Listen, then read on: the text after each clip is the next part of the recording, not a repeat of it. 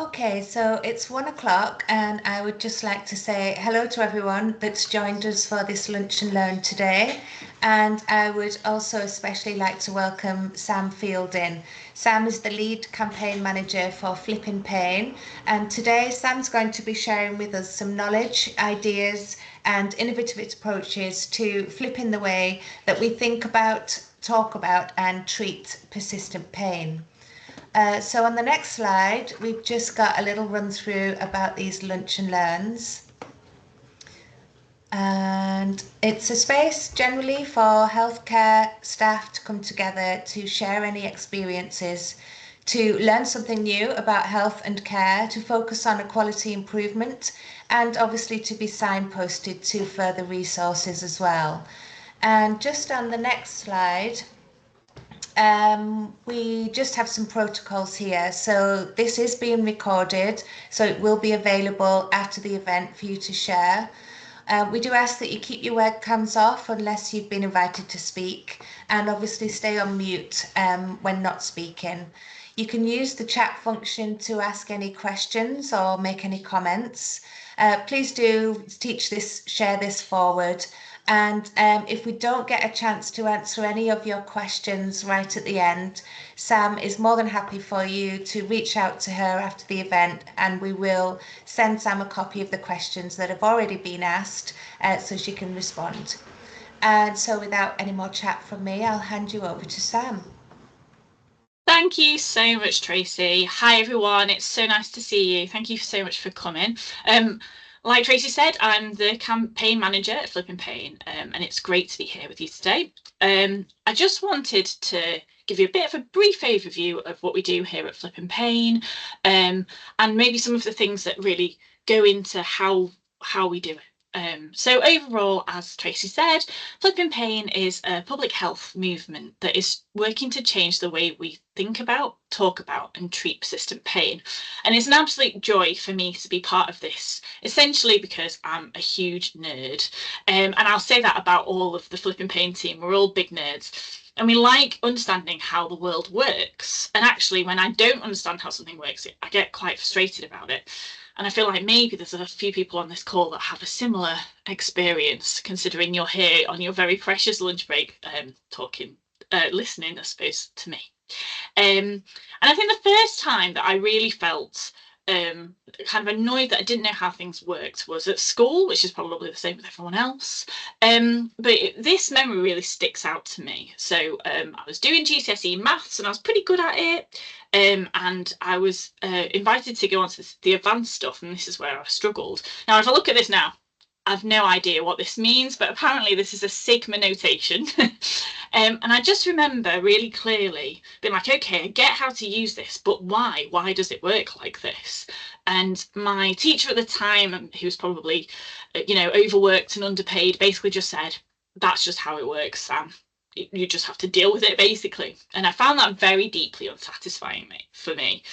Not only did I not go on to and I'm not saying that this is fully the trigger point for this, but I didn't go on to pursue any more maths in my education.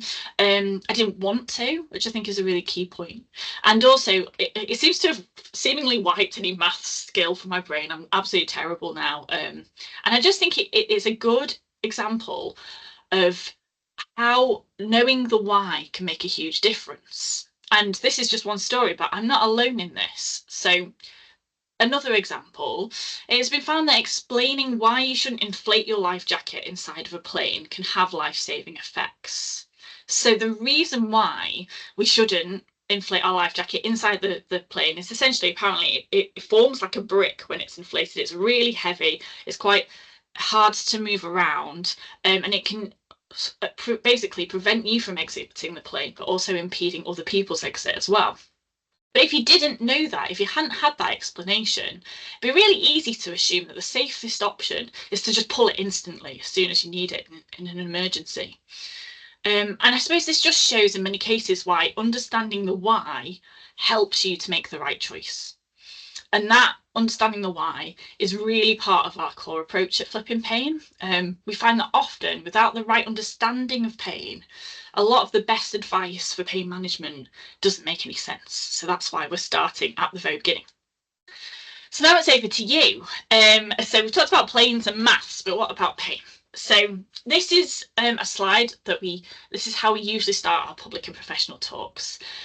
What does the average person think on the street to think about pain? Now, I don't know about you, but this isn't the average person on the street in Sheffield where I live, but I really hope it is where you live. Not sure where we got the photo from. But this is the kind of things we think they might say. So pain only occurs when you're injured. The greater the injury, the greater the pain. And persistent pain means that the injury has not healed.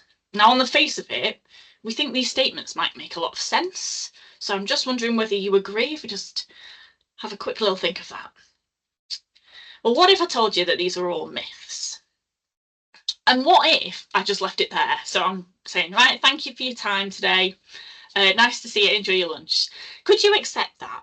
And could the people around you just accept that? Because what we find is actually a lot of people are in these situations in healthcare where they're kind of told things but not explained why those things might be.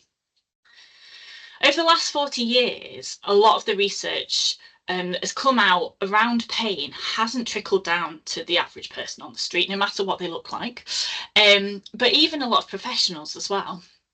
There are a number of reasons for why that might happen, and essentially change is slow, scientific understanding is slow to trickle down.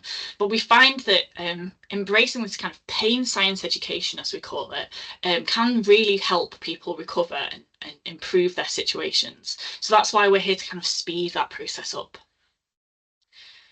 We create events and online information to help people understand the science behind why pain happens. And this has kind of given us a really good understanding as to how we can make this information easy to understand and be engaging. So I'd like to talk about that a bit today.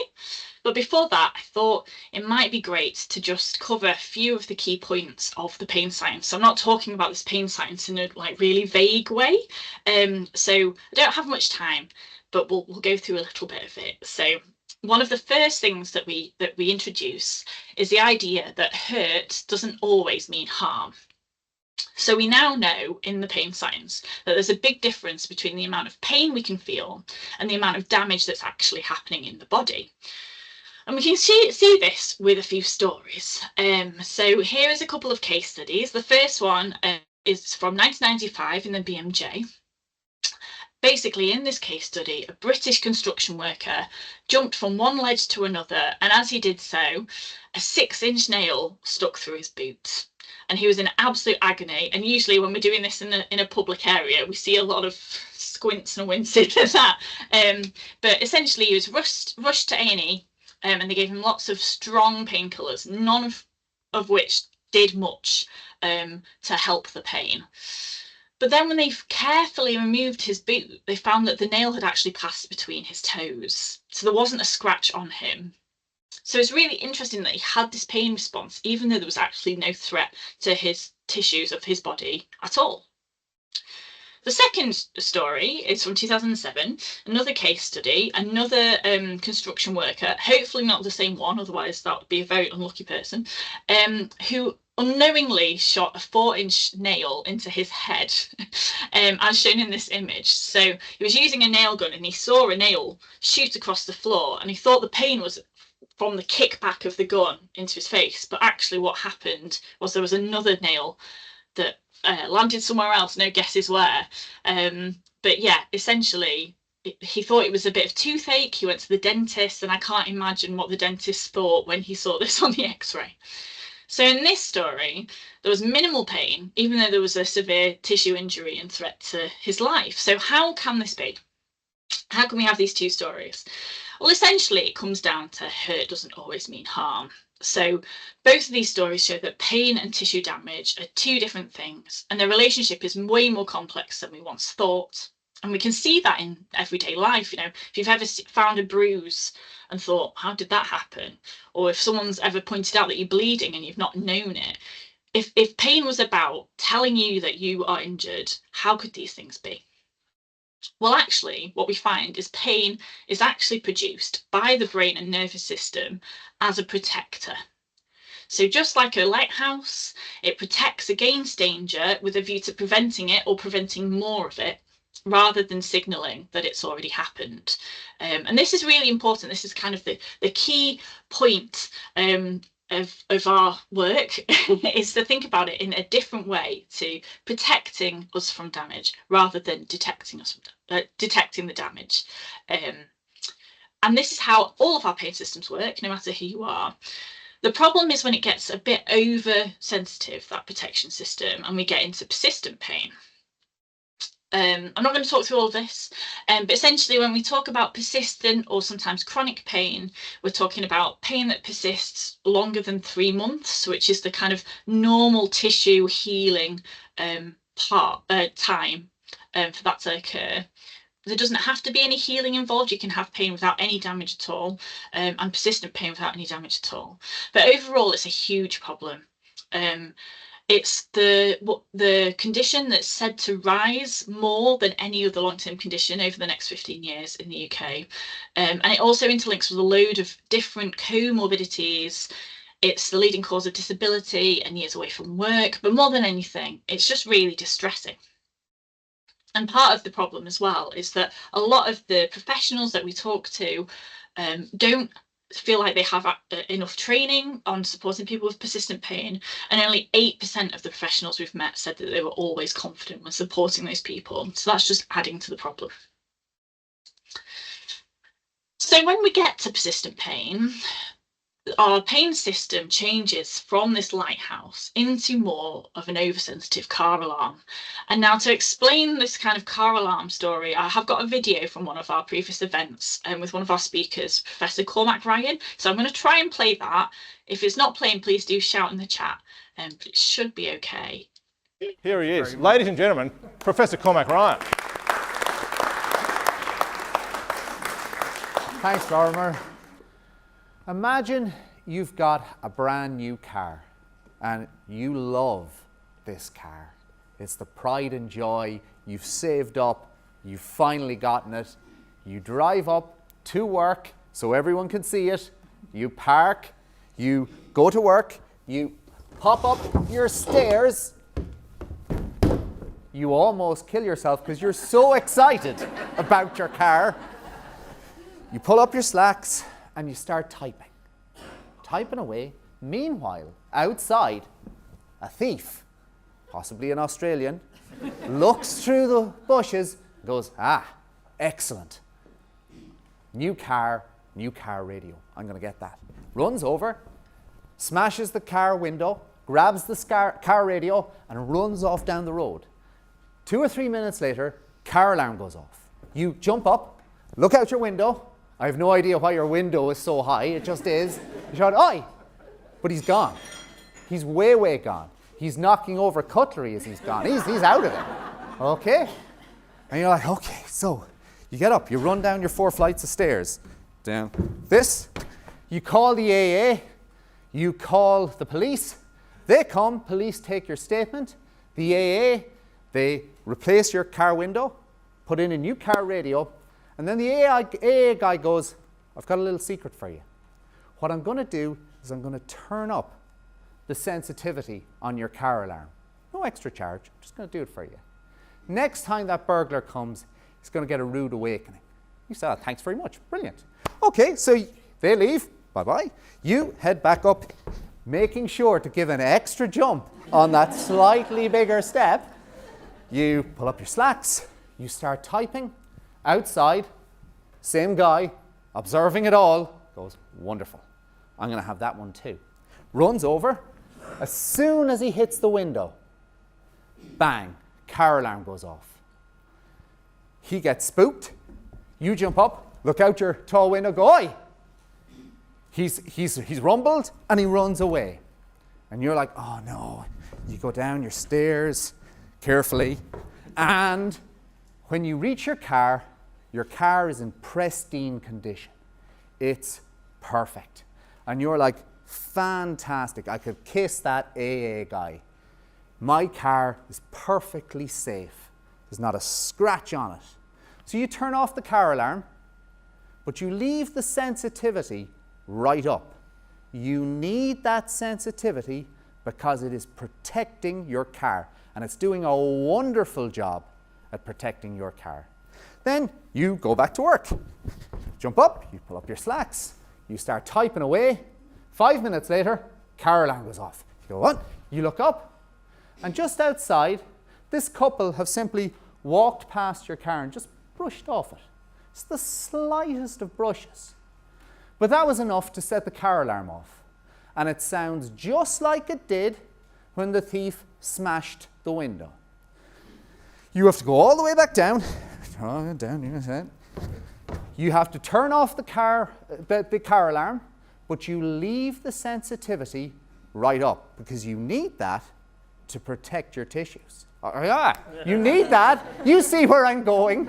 You need that to protect the car. But you go back up your stairs. You jump up, you start typing away, car alarm goes off. You look up, and there's a pigeon sitting on your car. Now, he's obviously perhaps a little hard of hearing because he hasn't flown away, but he's sitting there quite content. You go down your 4 flights of stairs, you shoo him away, and you turn off the car alarm. But you leave the sensitivity right up because you need that sensitivity to protect your car. You go back up your 4 flights of stairs.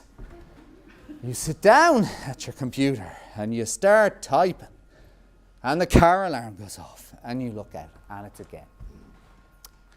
The problem is no longer your broken window. The problem is no longer your stolen car radio. Your problem is now this overly sensitized, overly protective alarm system. And while it is keeping your car wonderfully safe, it is stopping you from doing so much of your usual daily activities and causing you so much trouble and strife. Hopefully, you will have perhaps seen how this story might relate to your chronic pain story.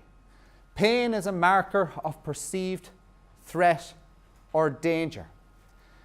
Chronic pain is not so much due to tissue damage, but a sensitized alarm system. And it does a wonderful job at keeping your tissues safe, but it does that to the detriment of all the other things you would love to be doing, but it gets in your way of doing.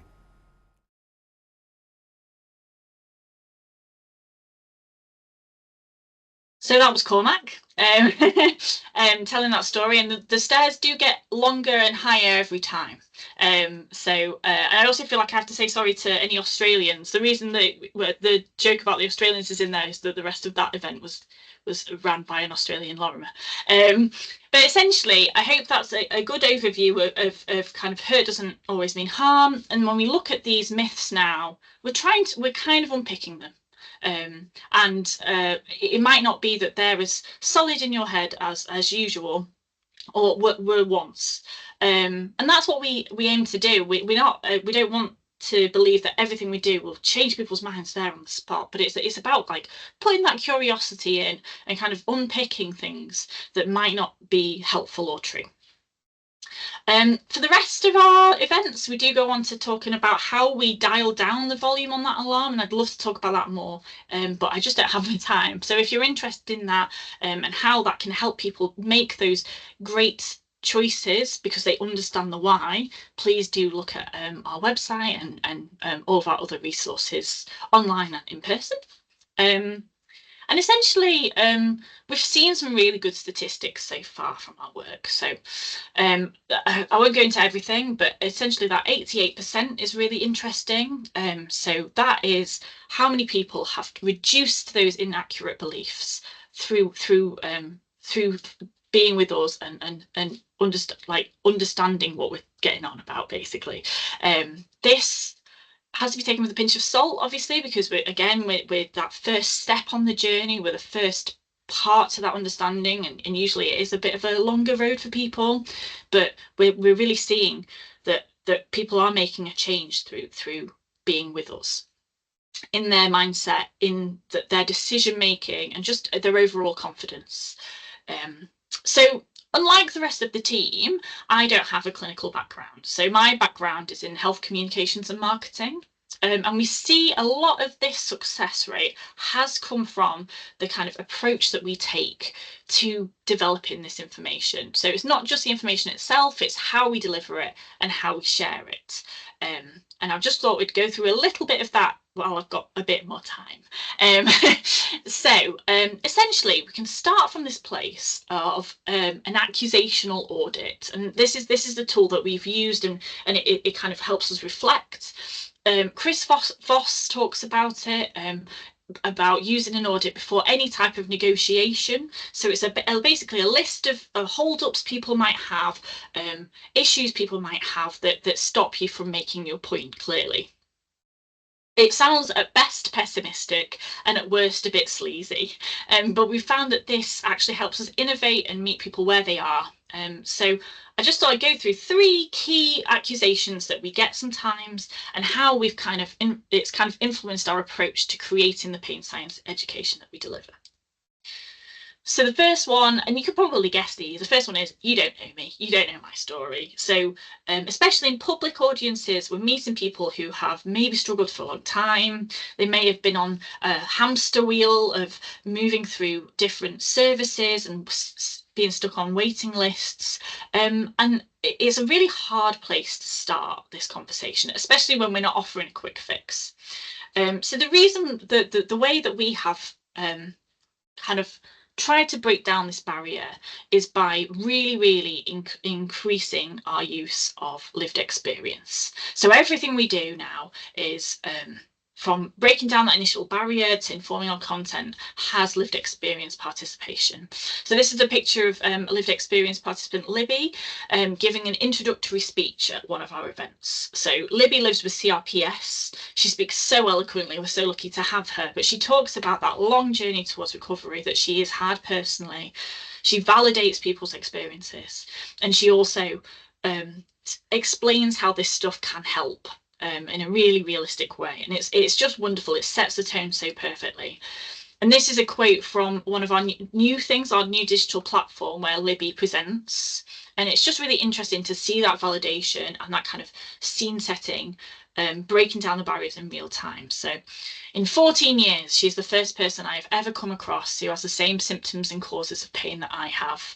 I will go away and try and look at the boom bust approach. And that's all we can ask, essentially. So it's really great to get this feedback. Another thing that we do with lived experience is that we have a readers panel every month. So I recommend thinking about that. And they advise on our materials, our approach, our content, and they often let us use their stories as part of that, which is really helpful. So that's my kind of key advice there. The second accusation that we often get is, I don't know you. So it's a bit different to, you don't know me, I don't know you. We can say that we're endorsed by the British Pain Society and that we follow NICE and NHS guidelines, which we do, we have all of those things.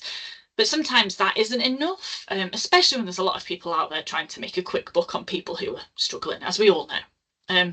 So breaking the ice and creating a trustworthy voice is essential. And actually, we've found that having a bit of appropriate lightness and friendliness and humour is the way to do that. One of the ways we've done that is that we've got a wonderful group of speakers that come from lots of different backgrounds, and we've invested a lot in them. So they've shared a lot of their skill sets, but also we've done a lot of work around storytelling training and that kind of thing, which has been really helpful. So persistent pain is no laughing matter at all, but we found that this friendly approach, the light humour like in the car alarm story, and a bit of intrigue really works well to kind of set the tone, break the ice, get people engaged and ready to listen. And it is a bit of a risk. Sometimes we don't get it right, but I just think that our 95% FFT score suggests that it's worth looking into that. The other thing that we have is a quite consistent brand style and voice. And our aim there is to stand out from the crowd, to feel friendly and empowering, not overly mushy or depressing. Again, this has gone through our readers panel, and I could talk about this forever because this is kind of my remit, but we really want to make sure that everything that we do has that kind of sense of approachability and warmth that sometimes is lacking. I'm going to move on to the final accusation. So this is too complicated. I'm not sure I'll get this. So pain science is still at its core science. And some of it's tricky to explain, and I hope I've done a good enough job today, but probably not. And we're not saying that we've got it completely right, but there are a number of tools that we use to make our education clear and memorable. I've tried to incorporate those today. So with the stories about the nails, you've got that kind of, you can see the horrible picture in your head of the nail through the boot, but you know, it's memorable, it sticks with people's minds. The metaphors that we use, like the car alarm, is it really, again, trying to put it in people in language that people understand. And Helen, who's one of our lived experience participants, says that the car alarm story was for her the light bulb moment, and from there she's moved on to basically tapering off her opioid use, I think over 2 years. It's really, really inspiring. The other thing that we work a lot with, and I could do a full talk on this, is interactivity. So we do a lot of kind of pop-ups where we're using things like VR to show people how the brain works and our responses and our nervous system responses to things. So here this man is shooting up a fake skyscraper, and you kind of get on this ledge on the skyscraper and you can see everything below you and you can feel your body tense up. Even though you know it's not real, you feel the body tense up, and it's that kind of protective mechanism that kind of invites a conversation around how pain is also a similar protective mechanism. That's very abridged, but we love doing stuff like that. We also encourage a lot of quirk, especially in professional audiences. So this is us using family fortunes as an education tool, complete with sparkly jackets and buzzers and that kind of thing. And I suppose my final kind of thought here is that I am a victim of this as well. We are so busy, and we're so intent on making sure that these messages are given clearly and consistently, that we forget that a bit of fun, a bit of quirk, a bit of storytelling, memorability is actually so key to learning and understanding the why. And that's been a really good way that we've been able to innovate. So I hope that's kind of inspired you to not forget about those really important things. So that's everything from me. I just wanted to quickly say we've got a lot of free resources on our website, so please do check them out. The formula is a great place to start there. So that's a series of podcasts, animations and worksheets that everyone's like explores pain science and do a way better job than I have in the 30 minutes we've had. We also provide in-person training and online training, both for public and professional audiences as well. We can build something there. And we have done that recently for the Active Cumbria conference here, but we'd love to come back to the area and the region. And we also have an online platform now called Why We Hurt, which is like the Flippin Pain formula, but way more in depth, uses a lot more time to go through things, and there's a lot more interactivity there. Our events and our online platform usually need a little bit of commission, but we can be very flexible. We just need to kind of keep the lights on and pay our speakers. So if you'd like to explore those options, please do give me a shout. But by all means, please check out all of the free resources on our website as well. And I think that's me done. Thank you so much for having me.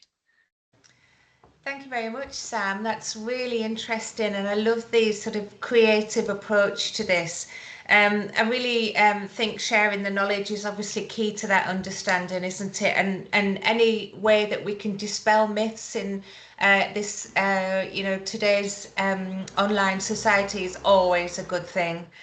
And I really like the personal approach. That sharing of stories and experiences is bound to have that maximum impact. As soon as you hear something that is relevant to you, that's when you can engage, isn't it? If anybody would like to reach out to Sam, her email address is in the chat box right now, and there is of course the Flippin Pain details on the screen for you to access and find those further resources too.